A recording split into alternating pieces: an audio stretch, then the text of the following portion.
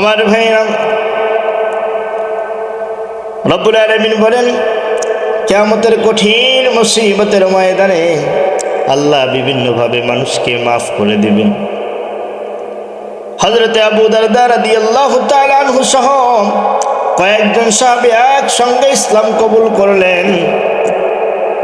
আল্লাহর নবী ঘোষণা করলেন, আবু দারদা, তাদের জন্য সুসংবাদ যারা আজকে ইসলাম ধর্ম কবুল করে নিয়েছে, তাদের জীবনের সকল গুনাহগুলো মাফ করে দেওয়া হয়, গুনার জায়গাগুলো নেকিতে ভরপুর করে দেওয়া হয়। সাহাবায়ে কেরাম আনন্দিত, বড় খুশি খুশি খুশি। কিন্তু হযরত আবু দারদা রাদিয়াল্লাহু তাআলা আনহু কোন এক জায়গায় নিরালায় নির্জনে বসে চোখের পানি ফেলেন। আল্লাহর নবী ডাক দিয়ে বলে, আবু দারদা, এত বড় একটা ঘোষণা দিলাম, আজকের দিনে যারা ইসলাম কবুল করেছো তাদের জীবনের সকল গুনাহ আল্লাহ মাফ করে দিলেন। ও আবু দারদা, তারপরে তোমার চোখের পানি বুঝলাম না। হযরতে আবু দারদা বলেন, ইয়া রাসূলুল্লাহ, ইয়া হাবিবাল্লাহ, আমার মনে হয় আমার যে অপরাধ হয়েছে, একবার নয়, দুইবার নয়, কয়েকবার যদি আমি ইসলাম গ্রহণ করি, আমার গুনাহ আল্লাহ মাফ করবে না। আল্লাহর নবী বলেন, আবু দারদা, কি এমন গুনাহ করেছো জানতে চাই? নবীজির কাছে গুনাহ বর্ণনা করো।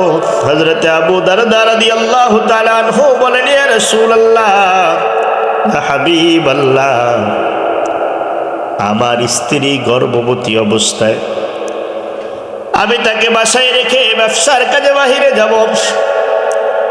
স্ত্রীকে বললাম, ওগো আমার স্ত্রী, তোমার পেটের ভিতরে যে সন্তান আমি আমানত রেখে গেলাম, আমি আসার পরে যদি কন্যা সন্তান হয় তাহলে যেন না দেখি, আর যদি পুত্র সন্তান হয় আমি আসার সঙ্গে সঙ্গে সন্তানকে উপহার দিব। ইয়া রাসূলুল্লাহ, ইয়া হাবিবাল্লাহ, 3টি মাস অতিবাহিত হয়ে গেল। আমি যখন বাড়িতে আসলাম দেখি আমার স্ত্রী স্বাভাবিকভাবে দাঁড়ানো। আমি জিজ্ঞাসা করলাম, ওগো আমার স্ত্রী, তোমার পেটের ভিতরে যে সন্তান রেখে গেলাম, এই সন্তান কোথায়? ইয়া রাসূলুল্লাহ, কি জানি আমার স্ত্রী বিড়বিড় করে বলল।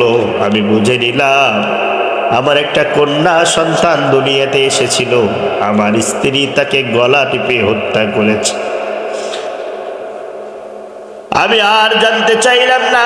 1 মাস, 2 মাস, 3 মাস, এভাবে 1 বৎসর, 2 বৎসর, 3 বৎসর নয়, 12টি বৎসর যখন অতিবাহিত হয়ে গেল, আমি একদিন বাড়িতে আসলাম। ঘরের আড়াল থেকে তাকায় দেখি আমার ঘরের ভিতরে একটা 12 বৎসরকার যুবতী মেয়ে।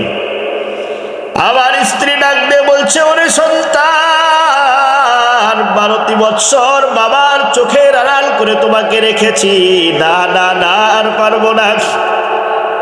যাও, তোমার বাবা আসার সঙ্গে সঙ্গে তোমার বাবার কাছে যা বাবা বলে ডাক দাও। তুমি দেখতে অনেক সুন্দর, তোমার বাবা তোমাকে দেখার পরে কোনো সময় হত্যা করার কোনো চিন্তা করতে পারবে না।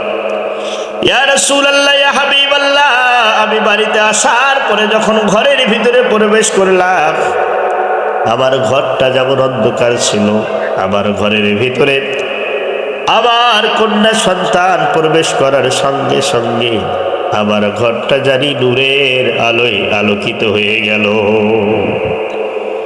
আমার মনে হলো আমার ঘরের মধ্যে নাকি পূর্ণিমার চাঁদ ধরা দিয়েছে। আমাকে বাবা বলে ডাক দেওয়ার সঙ্গে সঙ্গে আমার কলিজাটা ঠান্ডা হয়ে যায়। এভাবে আমি আনন্দ উল্লাস করলাম আমার সন্তানের সঙ্গে। কিছুক্ষণ পরে আমি ভাবলাম, আমার সন্তান দেখতে অনেক সুন্দর। মক্কা নগরীর সমস্ত বকাটা যুবকরা আমার সন্তানের ইজ্জত নিয়ে কানা হাসরা করবে, টানা হাসরা করবে। সমাজ থেকে আমার নামটা পচে যাবে, আমার নাকটা কাটা যাবে। আমি নিজে নিজে সিদ্ধান্ত গ্রহণ করলাম, না না না, আমার সন্তানকে দুনিয়ায় রাখা যাবে না। আমি আমার স্ত্রীকে একদিন বললাম, স্ত্রীর দাওয়াত খাওয়ার জন্য যাব, মেহেরবানি করে তোমার